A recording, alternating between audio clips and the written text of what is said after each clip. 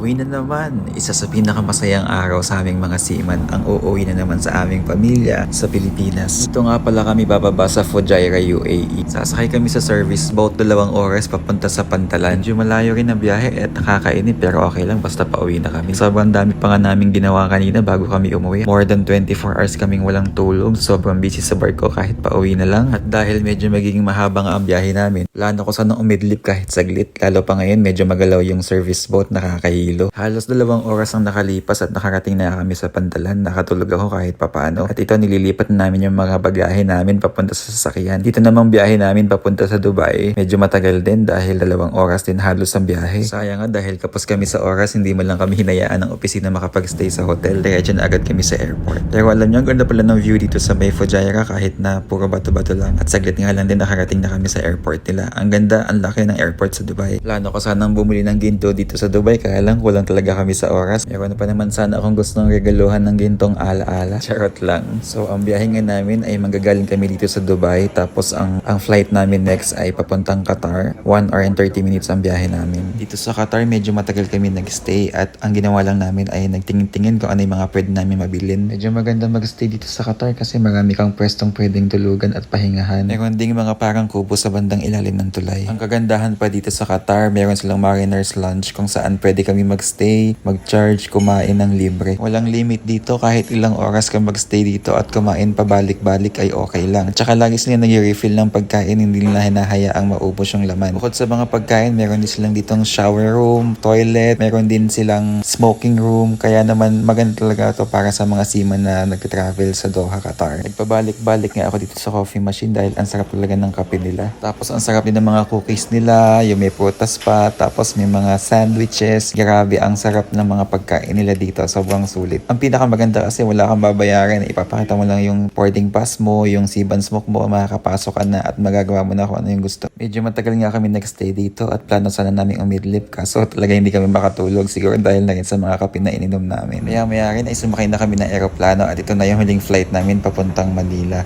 Sobrang excited talaga kapag pauwi na. Dito sa aeroplano ay 2 beses silang nag-serve ng pagkain sa amin. Noong una ay dinner, tapos ngayon ay breakfast naman. Dito nahirapan na kaming matulog dahil malapit na kaming dumating sa Pilipinas.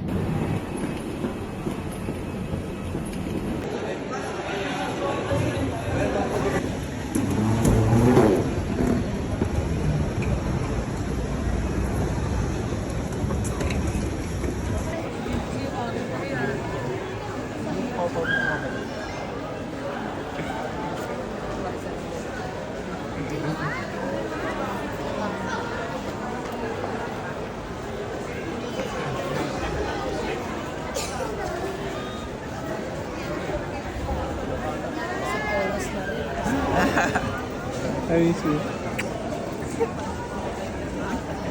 Good to see you all. Welcome back. Ayan sa pagsundo. Yeah, always. Welcome home.